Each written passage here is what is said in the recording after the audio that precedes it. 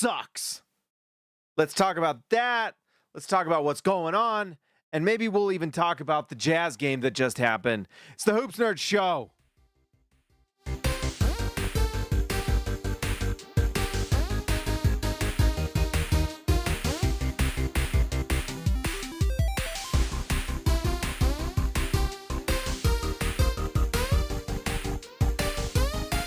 All right, guys, like the video, subscribe to the channel. Let's just get into this. So, before we get to this game, although there's not a lot to say, it's a tanking game. At least the Jazz, I guess, did this one correctly. I guess we'll find out tomorrow how else the Jazz are going to be screwed. A lot of news items happened for the Jazz today. First off, at least in the good news, Ace Bailey gets to go to the Rising Stars Challenge, so the Jazz have representation there finally from their actual team, not the G League team, but their actual team. And so congrats to Ace Bailey. I guess the big news and what everyone's talking about is the fine from Adam Silver to the Utah Jazz and to the Indiana Pacers. Utah gets fined $500,000 for 2 games where they rested players in the fourth quarter. The second one, they won the game. And what's annoying about this, I retweeted it, what Tom Haberstroh said. But it's annoying that the Jazz are being fined for this, something that the Toronto Raptors did last season. They did this exact same thing. There were multiple games where Scotty Barnes played well, and at the end of games, they would sit him. Not a word about that. Not a word. Adam Silver, who hasn't done a good job running this league, even one time, has not done a good job. His poor decisions have led this league to be where they are now. It is his fault. All the Jazz are doing is trying to play within the rules. And I know Adam Silver would like the Jazz to become one of those spin the hamster wheel type of teams where they never get better, that they're just mediocre every year so that the top money-making markets can consistently win and make them more money, because really all this comes down to is making money, right? It's not about competition. It's not about the integrity of the game. It's about the gambling partners who don't want to be screwed by a team resting players in the fourth quarter. Apparently, it was okay last year, though, but not this year. Now, we do get some reporting from Tony Jones, who was on the radio saying that Sam Presti is causing some of this. Why does Sam Presti have sway in what's going on? Who cares what Sam Presti wants or does? Who cares? Who cares? If Sam Presti doesn't like it, he shouldn't have made the trade with the Jazz, because the possibility of the Jazz not giving them the pick was always there, and that became the major push for this Jazz team. And honestly, kind of sad and pathetic, he thought he had a chance of keeping the pick this year. Pathetic loser. Karen Presti, you bum. You made the trade, and now you have to deal with the fact that it didn't pan out. Utah decided that they didn't want to give that pick up, and they're not going to give it to you, Karen Presti. Sorry. You're just going to have to deal with it. Utah is going to keep their pick. They're going to keep tanking, and my guess and my hope is for Ryan Smith and Danny Ainge and Austin Ainge and Justin Zanuck and everyone in the front office to double down on their efforts to do this. At this point, I wonder if they've probably lit a fire in the Jazz to just go even harder. Even harder. You don't think we're willing to do this? Guess what? Yes, we are. Yes, we are. We're going to win this game. We're going to win this situation. We are going to keep the pick. Looks like I forgot to turn on Twitch. Oh, well, that's okay. So I probably should do a longer video about it. But we needed to talk about it today. And I'll be honest, actually, I think with All-Star Weekend, that kind of works out perfect. I'm gone tomorrow to be with Mrs. Hoops Nerd for a weekend Valentine's Day thing. I'm out. So Probably no video tomorrow. So that's really my take on it. I mean, it's just extremely unfair. I don't think it has anything to do with the integrity. I think it's funny that word integrity was used by Bobby Marks and then by Adam Silver in his NBA communication that went out. So it's pretty clear that that's the word and that's the stance they're making, is the integrity of the game. But what's even more choice is the fact that Sam Presti is making these claims when he's the one who tanked with Shai Gilgeous-Alexander. And somehow we're going to listen to what he has to say. It's just completely hypocritical on all points. And then what's even more stupid is this idea that Adam Silver, I mean, we shouldn't be surprised that a stupid idea comes from Adam Silver, but the idea that they're going to do some sort of tournament with the lottery teams to see who wins that pick. Oh, great. Just another idea that's going to ruin things for the bad teams in the league so they stay bad. The teams at the top of the lottery obviously will win, and it's only going to incentivize teams that are like close to the play-in or even in the play-in to not be in the play-in. Because if you can miss the play-in but be good enough to beat the worst teams in the league, of course you're going to do that. To get the number one pick, you'd be stupid not to. It's just crazy, the ideas that this dumb commissioner puts out there. When do we get rid of him? So it's crazy. But anyways, one thing I do appreciate too about this Adam Silver thing is that it does seem to have really galvanized the Utah Jazz fan base. Absolutely. Everyone just is out of their minds frustrated with Adam Silver. We are all united in our hatred for him, but it should also be a hatred for Sam Presti. No fry sauce for you in this state anymore. And I get it, $500K, maybe it's chump change for Ryan Smith. I don't know, I'll be honest. And you can go read Ryan Smith's tweets at like Bobby Marks and Adam Silver, which I appreciated his candor. Saying it's not easy to get those taken care of. I have no doubt. $500,000, that's a house, you know? And sometimes I wonder what the NBA does with those things. Just fund some stupid, I don't know, some initiative that Adam Silver wants to do, something stupid. But anyways, it's just ridiculous. Getting fined and being told we're going to, like, it's obvious some sort of threat, some, I guess, I don't know. It's really pathetic. It's really pathetic. By the way, like, is it just me? Because I'm sitting here looking at my own dumb face. But this contrast thing makes me look like I ate too much spaghetti or something. Can't win. Anyway, screw Adam Silver, screw Sam Presti. We're going to keep going, and I hope the Jazz just tank until they get to the top through 2 or 3. And I wouldn't be surprised if this spooks the Indiana Pacers. By the way, the Indiana Pacers owner, who might be like the biggest cheapskate of all, he's not going to like it. And so I wonder if this almost assuredly means the Jazz will jump. They're going to jump the Pelicans. Utah is 3 games back of the Pelicans, and 100% is resting everyone when they play that game. 100%. But they need to keep going. And the funniest outcome of all would be the Utah Jazz winning the lottery. I don't know, guys. It's just all around so dumb and so stupid.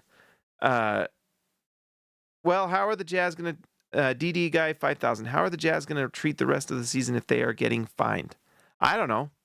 My guess is that they're just going to follow the rules, or at least, like, they're going to 100% just be like, okay, well, you let everyone else, like, why aren't the Nets being fined?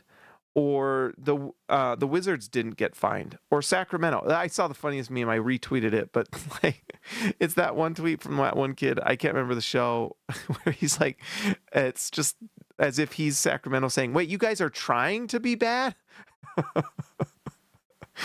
Poor Sacramento. They're terrible no matter what. Like, what's so funny about Sacramento is they literally tried to be good this year.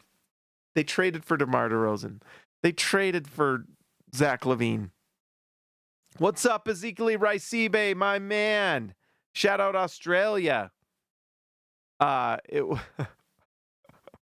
They tried to be bad. Utah, Utah put their team together, but they traded veterans and let their youth play with their core players, and were pretty decent this year. I have no doubt if Utah really, really tried from the start of the season, could have pressed for a play-in spot, and maybe more. Who knows? But more likely is a play-in spot. People forget that the Jazz lost some pretty bad ones this year, but they have slowly just gotten better and better and better. Mother Burger, we will beat Silver at his game. If this isn't a reason to change the draft, I don't know what it is. I agree. I think this just galvanizes the Jazz front office, galvanizes the fan base. Up in arms, baby. This was ridiculous. And it's just crazy. And honestly, in some ways, it's kind of heartwarming that the Jazz fan base is now like, oh, you want to tell us what we can or can't do? That's un-American. If we want to tank, this is America. That's what we're going to do. Even the people that are anti-tank seem to be pro-tank at this point, just for the fact that the fascist leader of this NBA seems to want to try to oppress the Jazz. Well, guess what? We ain't going to take it. We ain't listening. We are going to do what we want. This is America. This is America. We can do what we want. And if we want to lose the games, and if the Jazz fans are willing to pay for tickets, which they are, and go watch it, so be it. So be it. You losers. Put the entire starting five on IR, one starter per week, 100%, or just rest them the rest of the season. Just say, you know what? We're shutting them down. Keontae George, that ankle was bad. We're shutting him down. Lauri Markkanen, back spasms, whatever, shutting him down. It was gastric distress. He ate too many donuts and got sick to his stomach. That's what happened to me earlier yesterday. I have been trying to eat well. The Hoops Nerd is trying. And then someone brought donuts to the office, and I ate one, and I was sick the rest of the day.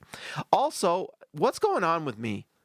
I ate spicy chicken from Wendy's yesterday, and it about ruined my day. What the heck?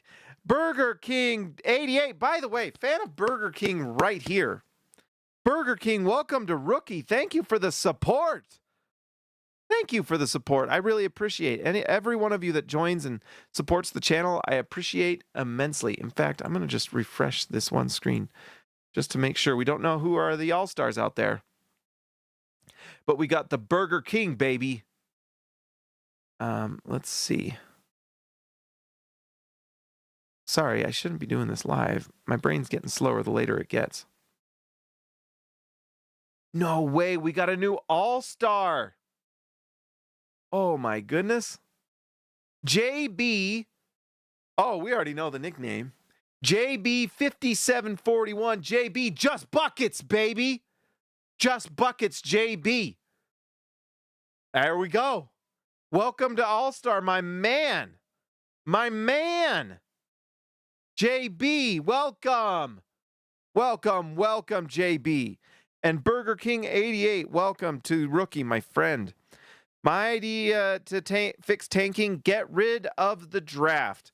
This has been thrown around out there. Burger King, welcome to the channel. I'm just going to say I respectfully do not like this idea. And here is why. It just will punish the small market teams. Why?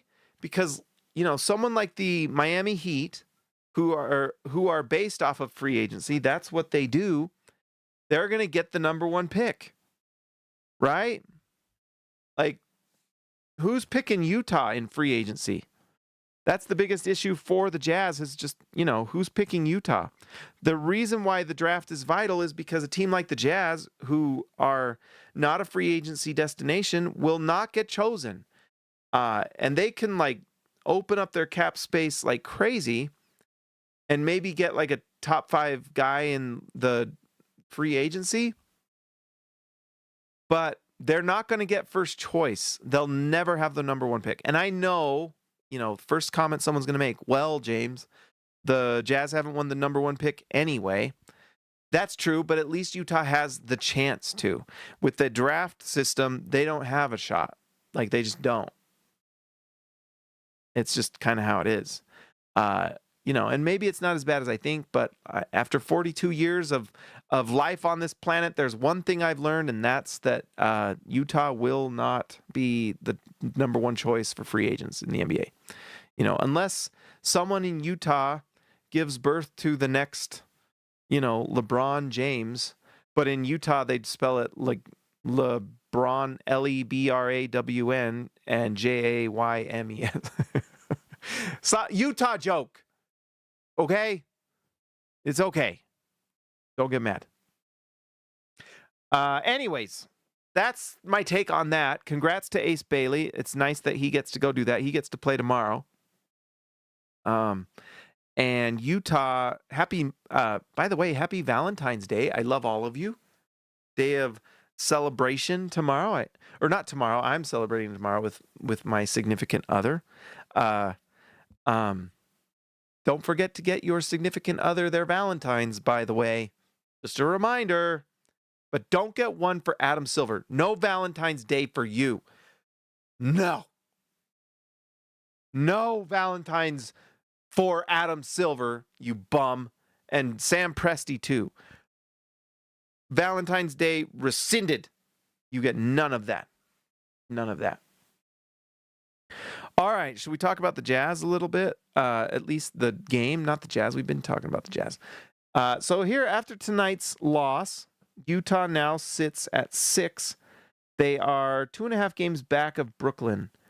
I think the Jazz have a real shot to jump, and I think they might be motivated. I hope they are. I know I would be. I would be really mad. Like, oh, there's no way we relent. There's no way we give in. We will rise up. This was a game where the Jazz actually played pretty well. There was at one point in the fourth quarter, I think the Jazz were within like 2 points or something like that. And I think they just basically ran out of gas. I was excited kind of to watch Scoot Henderson. For some reason, he still can't get the start. I don't get it with the Blazers. I don't. He's finally back, and you're still not starting him, and he's been playing well lately, and they still don't start him. I don't get it. My guy Scoot can't catch a break with this team, but whatever. That's my take on the Blazers.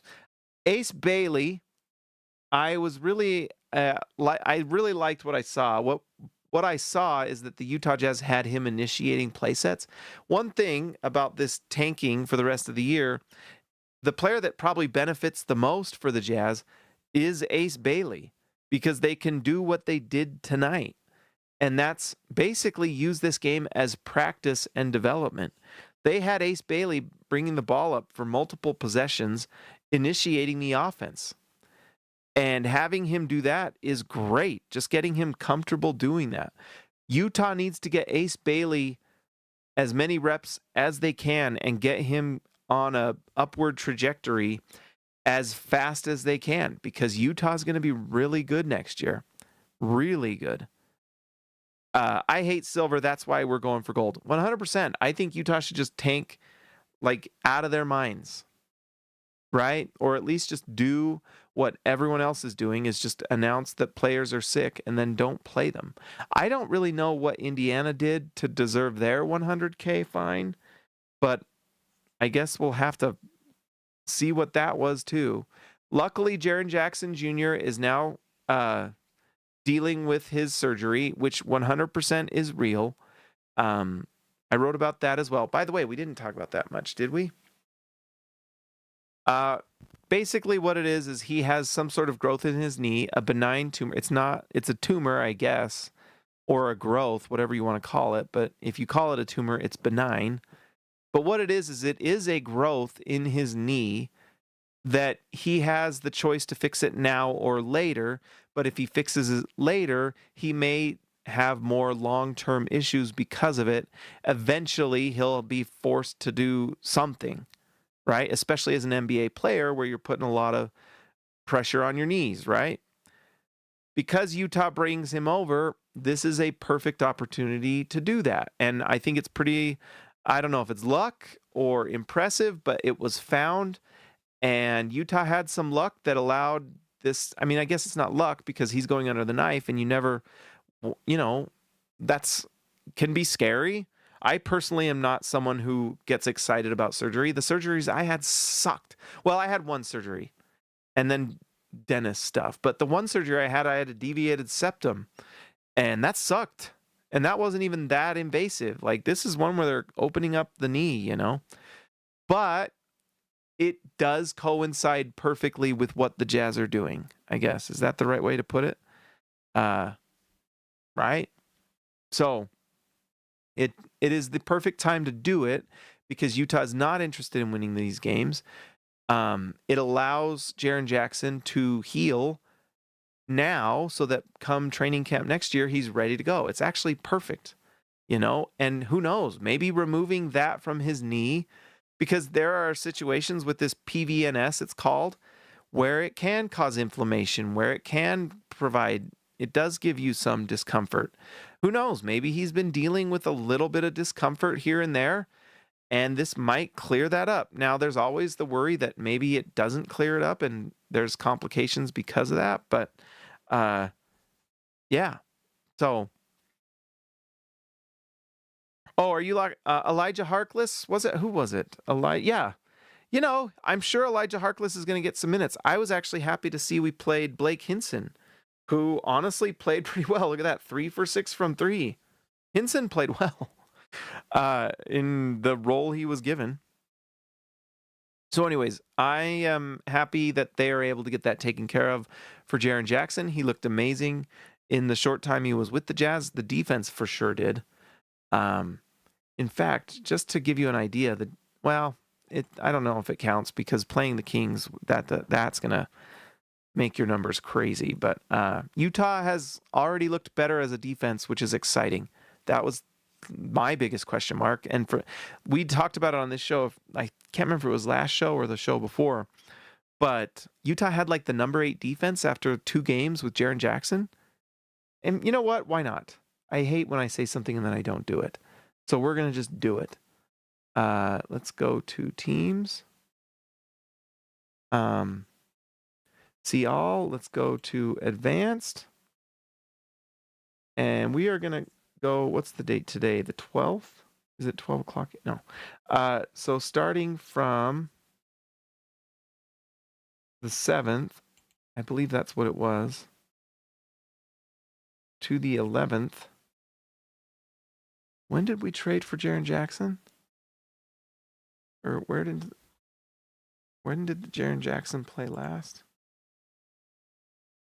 Sorry, I'm just looking it up quick. He played with Utah on the 7th. Okay, so run this.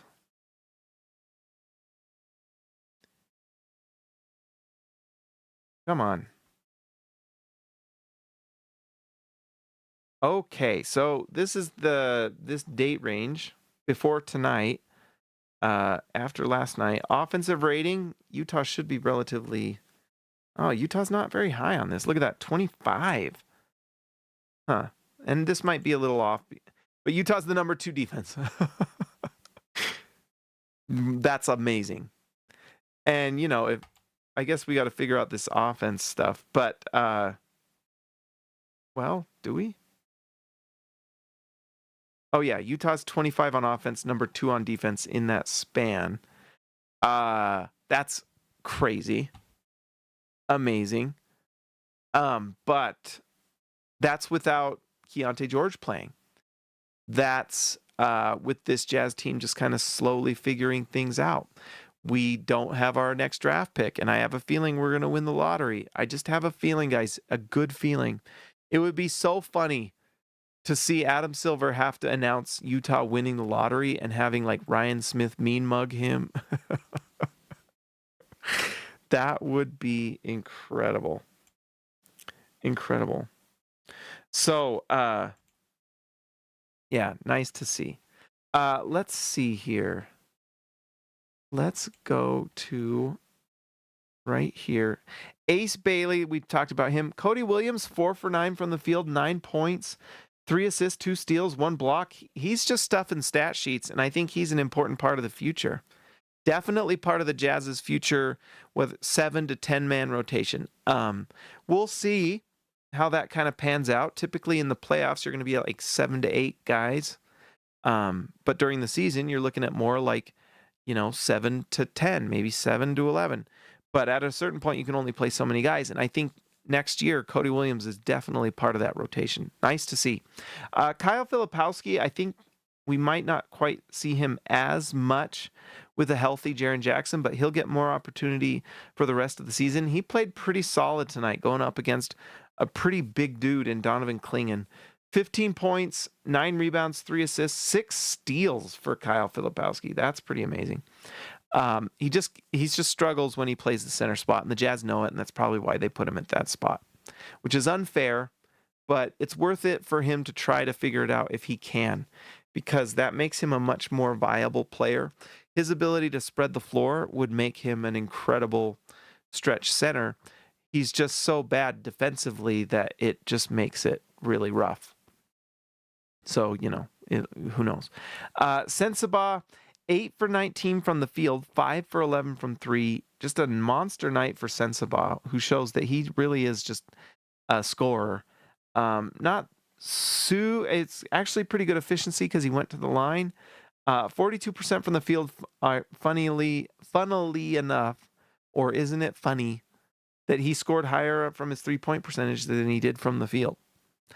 Not a super explosive guy, more of a kind of stop and pop, pull up, mid-range floater kind of player. So maybe it's not that surprising. But when he's shooting the ball well from 3, it makes him very, very, very nice. Sorry guys. Isaiah Collier also just continues to put up nice numbers. 15 points, 9 assists, 3 steals.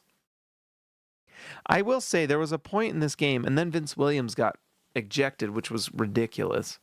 But they played with a lot of intensity. It was nice. Utah came into this and played really hard, which is just going to be a calling card for this team. It's just impressive.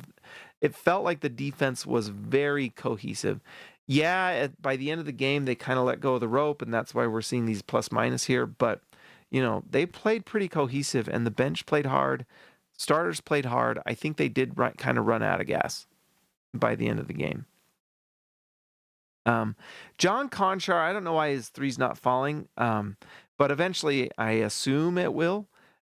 6 points, 7 rebounds, 3 assists, 3 steals. It's just nice to see a guy he's just consistently been doing this. The funny thing is I about knocked my mic off. Conchar and Williams are going to compete for minutes, and they're looking very good. And so, it puts some onus on the other players Isaiah Collier, Bryce Sensabaugh, Kyle Filipowski. Those guys have competition now with these guys, and that's going to be a good thing. Utah just needs to play to win next year, and that means best players play, right? And players that fit within the scheme or play within the scheme better. So, yeah. Oscar Tshiebwe had to leave the game because of concussion protocol. So, hopefully he's okay and it's not too bad. But yeah, that's why he only played 4 minutes, 49 seconds. He had to leave the game. And like I mentioned, Vince Williams was ejected. It was a pretty quick, it was 2 quick techs. He kind of threw the ball at the ref. He didn't throw the ball at the ref like dodgeball or anything, but he bounced the ball towards the ref in an aggressive way after a tough call, and they just ejected him. Scott Foster strikes again. But I've loved what I've seen from Vince Williams. I think he has a chance to be a really nice pickup and fit within what the Jazz are doing with length and athleticism and size at every position. The Jazz are just huge. It's awesome to see. And we mentioned Blake Hinson. Look at this. 4 for 7 from the field. 3 for 6 from 3. I liked how he moved while he was on the floor and that he plays hard. 11 points, 5 fouls, which is a sign of playing hard. By the way, if you're not getting fouls, you're not playing hard enough. Okay? We need to be careful about how many times we foul, but if you're not getting any fouls at all, you're not playing hard enough. right? Especially on the defensive end. So nice to see. I'd say pretty solid first impression for Blake Hinson, who also has pretty good size. He looked pretty big out there to me. So let's see. What's his? He's 26, 6'8". That's nice. Just another huge guy. And he was knocking down shots. He had kind of an interesting form from one side of the floor. And then I watched him, like, let's look at his form from three here. These are his makes, at least. But it was weird. When I saw him shoot from behind, it actually looked pretty decent. Let's see if this pulls up. Does it? Let's see. Struggling. Oh, here we go. So this is one. There he is right there on the corner three. You know, his form's a little interesting, but he's got the straight arm. So what you want to see. 3 for 6 from three tonight. So maybe he's a good shooter. I don't know. Boom. There's, you know, just hitting corner threes. Maybe we got ourselves a rotation guy here. Let's watch that again. That was nice. This is a pull-up. Well, kind of a catch and shoot pull-up hybrid, I guess. Because it's movement shooting, I guess you would call that. See how he kind of has this interesting form? But I don't know. Sometimes it's like if it goes in, it goes in. So whatever. Nice to see. We'll see. Can he play defense? Can he knock down threes? That makes you very viable. And then finally, Svi Mikhailuk came in and played too well, and they had to sit him. 5 for 8 from the field. He went 4 for 5 from three, but kind of went on a run on his own.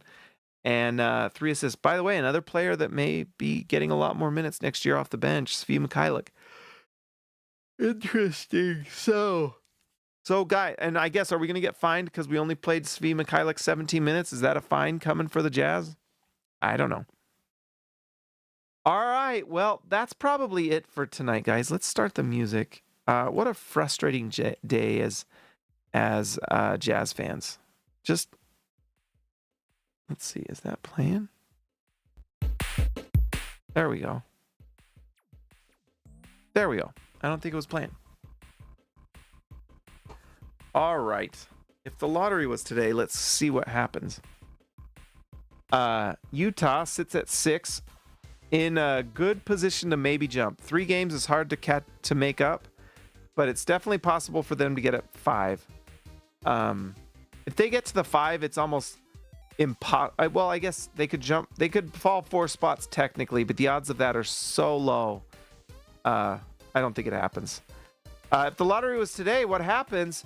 Utah jumps again. They go to number 3. Take that, Adam Silver, you bum. Let's see. At number 3, that gives the Jazz AJ DeBonsa. Could you imagine? How cool would that be? I have a feeling Darren Peterson, we'll see. That's going to be the interesting one. I wonder if he falls because teams are scared of the attitude thing, and watch him fall to the Jazz. That would be incredible. But I'm happy with AJ DeBonsa, by the way. He's playing incredible the last 6-7 games. He can't miss. So that's nice to see. So that's what they get. The guy that everyone is like really in love with is Kingston Flemings, and also Keaton Wagler is a player that a lot of draft people are really loving. I still love Michael Brown. I love Nate Ament. Michael Brown had that 45-point game recently. Kingston Flemings, the only thing, and I know he's a good steals, good defense guy. It's the 6'4" thing, and he looks slight to me. What is his measurements? Fleming's wingspan. 6'8". Okay, that's pretty good. There's Kingston Fleming. Doesn't he kind of look slight in the shoulders to you? I don't know. He's a super athlete, plays super hard. He's a winner. I don't know. I don't know, guys. We'll see. I got to watch some film, I guess. All right. Let's give a shout out to the All-Stars. Let's give it to Just Buckets, our newest all-star. Just Buckets JB, 5741. Ball so hard, ball stat 23. See ya, Alexa later. Ryan Perry, the name means king. He's the legend. Jace is the ace Garner. Steverino Stusser. Let him cook sturdy pots. Ezekiel Raicibe, the man from down under. Tyson Price, the price is right. Jordan the GOAT, best roll. Christian House Money to Haas. Robert Hall of Fame, Arcs Poetica. Austin R. Grant, editor extraordinaire. Whoa! We got a new name for JJ Jazz Forge. Jazz Forge, Triple J. And Patrick Akubo, the connoisseur. I already forgot your old name, Jazz Forge. But there you go. Shout out to all you guys. Thank you for all your support. I really appreciate it. Like the video, subscribe to the channel. If you're on the podcast, make sure you give a